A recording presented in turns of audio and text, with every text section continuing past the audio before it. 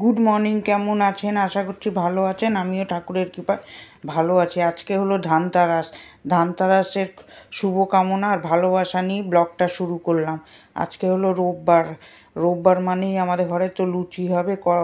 ময়দা আর আটাটা মেখে নিয়েছি, আজকে দুটো মিক্সড করে নিয়েছি, না হলে না ভালো হয় না। ওই তারপরে বড়মশাই ময়দাটা ভালো করে ময়ম দিয়ে মেখে নিল। তারপরে এই যে লুচিগুলো ভাজবো, লুচি আর ছোলার ডাল করব। লুচিগুলো যদি না ফোলে দেখবেন খেতেও ভালো লাগে না, আর চামচা চামচা শক্ত শক্ত ভাব চলে আসে। আমার হাতে লুচি আবার ফোলে, না ফুললে আমার লুচি করতে ভালো লাগে না। লুচিগুলো সুন্দর বেলুনের মতন দেখুন ফুলছে। এই রোববার মানেই আমাদের ঘরে লুচি আর ছোলার ডাল হবেই। রোববারে আমাদের লুচিটা বানাই, আমার মেয়েও খেতে ভালোবাসে। রোববার মানেই একটা দেখবেন স্পেশাল দিন মনে হয়, মাংস লুচি এইসব খেতে ভালো লাগে। রোববার মানেই এইটা একটা মনে হয় কি ছুটির দিন, আর খেতেও ভালো লাগে। এই লুচি আর ছোলার ডাল করব। আপনারা ধানতেরাসে কী কী কিনলেন কমেন্ট করে জানাবেন। দুঃখের বিষয় এবার আমি আর কিছু কিনিনি। আর অনেকে তো ঝ্যাঁটা কিনছে, আমি কোনো দিন ঝ্যাঁটা কিনি না ধানতেরাসে। ঝ্যাঁটা লবণ ওইসব আমি কিনি না। অনেক বাজারে গেল তো এখন দেখছি ঝ্যাঁটা বাবা কী হারে ওই বারণগুলো বিক্রি হচ্ছে। ও বাবা, মনে হয় চোখে টোখে খোঁচা দিয়ে একটা না দুটো তিনটে করে কিনছে। এইটা আমি মানিও না, আর আমি এটা কিনি না। সবারটা দেখা দেখি করি না আমি। এটা ধানতেরাসে আমি এবার কিছু নিইনি। নিলে বাসন টাসন কিনি, কিছু একটা কিনি, কিন্তু এবার কিনিনি একটু অসুবিধার জন্যে। ওই বারণ টারণ আমি কিনিনি, কীরকম একটা লাগে শুনতে। ধানতেরাসের দিন একটা বারণ কিনে আনলাম না, আমি ওইসব আমার শাশুড়ি মাও দেখতাম কিনতো না ওইসব, আমিও কিনি না। আমার বাপের বাড়িতেও দেখি কেনে না, বোনরা মনে হয় কেনে, কিন্তু আমি কিনি না, আমার ওটা বিশ্বাস হয় না। এই যে লুচিগুলোই দেখুন কি সুন্দর ভেজে নিয়েছি। তারপরে ছোলার ডালটা সিদ্ধ করে নিয়েছি।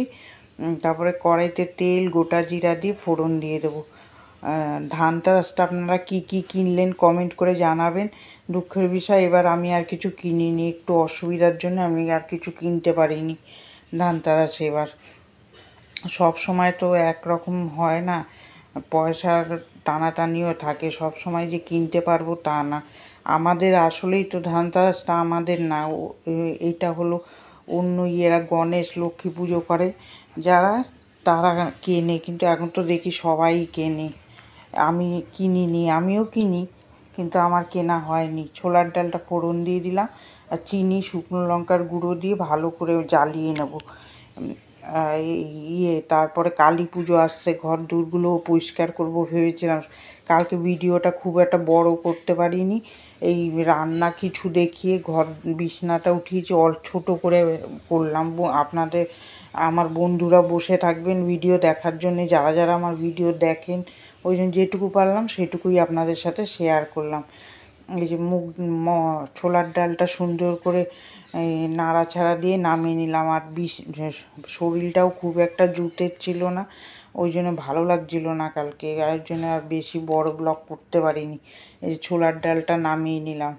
শরীর ভালো লাগুক না লাগুক কাজ তো করতেই হবে, ওই জন্যে কালকে আর বড় করতে পারিনি। কাজ কিন্তু আমি সবই করেছি, কিন্তু কালকে আর ভিডিওটা করতে পারিনি। ভিডিওটা করলে একটু দেরিও হয়ে যায়, যে বিছনাটা তুলতে চলে আসলাম।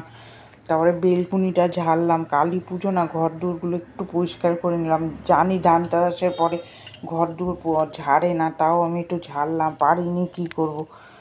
এই যে বিছনার চাদরটা সুন্দর করে ঝেড়ে, আমাদের তো কাঁথা 12 মাস থাকে, ওগুলো গুছাতে অনেক সময় লাগে, মেয়েটা করে, ওই জন্যে ওইগুলো সব গুছিয়ে নেবো। আর যা গরম পড়ছে বাবা, এখন কিন্তু ঠান্ডা পড়ে যাওয়ার কথা। এই কার্তিক মাস পড়তে যায়, এই সময় দিনের বেলায় এত গরম লাগে, মনে হয় গরমের দিন, আর ভালো লাগছে না এত গরম।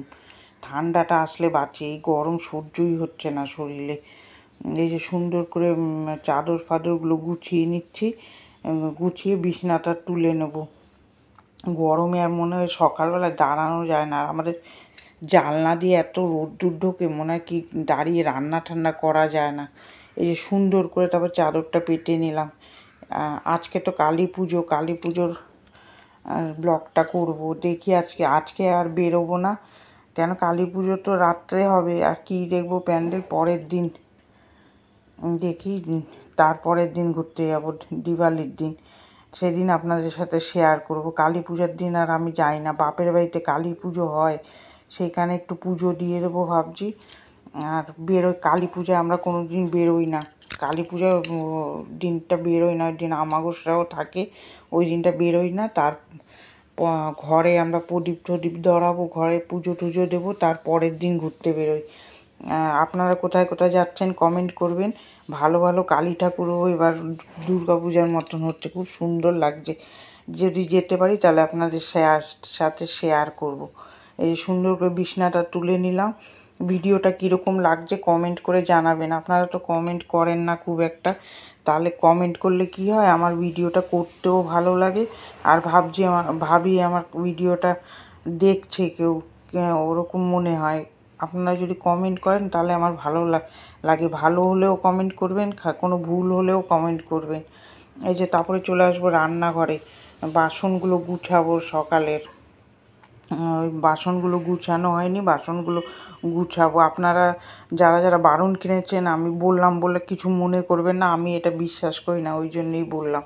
আমি আনি না কোনো সময়, শুনতেই কীরকম লাগে বারণ, একটা পুজো পাইলার দিনে একটা বারণ আনবো, আমি আনি না, ওই জন্যই আমি আমারটাই বললাম, যার যেটা বিশ্বাস। তারপরে ওই যে এঁঠো বাসনগুলো টিফিন খেয়েছিলাম, যে ওই বাসনগুলো মাজবো, যে যেটা বিশ্বাস করে। আমি আবার এটা বিশ্বাস করি না, এমনি বাসন টাসন ঠাকুরের জিনিস কিনি, কিন্তু বারণটা আমি কিনি না, ওই দিন শুনতেই কীরকম লাগে, ওই জন্য আনি না আমি এটা।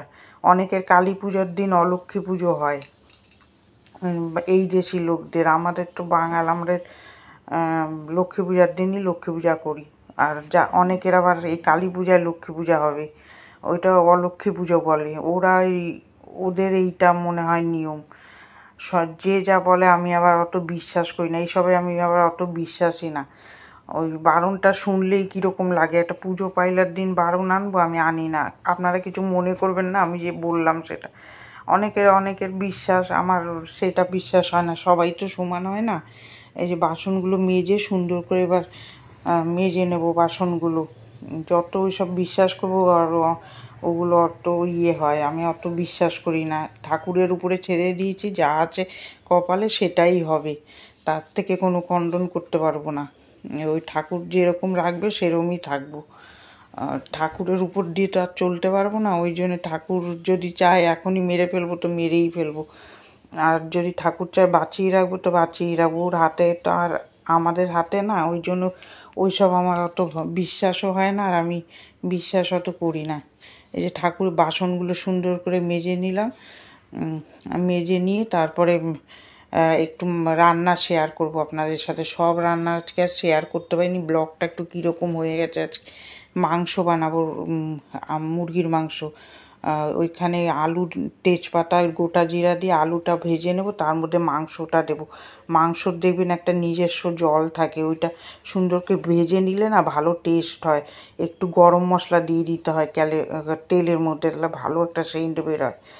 ওখানে আমি ল্যাটা মাছ ভেন্ডি দিয়ে বানাচ্ছি। ল্যাটা মাছ কে কে খেয়েছেন কমেন্ট করবেন। আমরা আগে খেতাম না, আমি দেখি শ্বশুরবাড়িতে খায়, খারাপ লাগে না, খায় ওরা। আমিও এখন খাবার শিখে গেছি। আমরা আবার ল্যাটা মাছটা খেতাম না, আমি তো খেতাম না, একটু ল্যাদ করে, ওটা আমার একটু ঘেন্না করতো। তারপরে যে মাংসটা কষিয়ে লবণ দিয়ে ভালো করে কষাবো। তারপরে এখানে ল্যাটা মাছ ভেন্ডির ঝোলটা হয়ে গেছে, ওইটা দিয়ে নামিয়ে নেব। আপনারা কে কে খান ল্যাটা মাছ কমেন্ট করে জানাবেন। অনেকেই খায়, আবার অনেকে খায় না। আমাদের শ্বশুরবাড়িতে আবার খায়, এটা পাতলা কিন্তু উপকারী এই মাছটা। এবার একটু লবণ দিয়ে দেবো মাংসতে, তারপরে আবার নাড়াচাড়া করবো। জলটা যতক্ষণ না কাটবে ততক্ষণ মশলা দেবো না। ওইটা কেটে গেলে তারপরে পেঁয়াজের কাঁচা গন্ধটা তাহলে থাকবে না। এর মধ্যে হলুদ দেবো, হলুদ দিয়ে লঙ্কা, ধনে, জিরার গুঁড়ো দিয়ে ভালো করে কষাবো। মাংসতে যদি জিরার থেকে ধনের গুঁড়োটা একটু বেশি দেন, দেখবেন মুরগির মাংস হেভি টেস্ট হয়। জিরার গুঁড়োটা একটু কম দিলে আর ধনের গুঁড়োটা একটু বেশি দিতে হয়। এই যে সুন্দর করে কষিয়ে নেবো, এদিকে ল্যাটা মাছটাও হয়ে যাবে, নামিয়ে দেবো। আমি যে এই সব কথাগুলো বললাম কিছু মনে করবেন না, আমি আমারটাই বললাম। আর যে যেটা বিশ্বাস, তো আমি এটা আবার এতটা বিশ্বাস করি না। এই সুন্দর করে ল্যাটা মাছটা নামিয়ে নিলাম।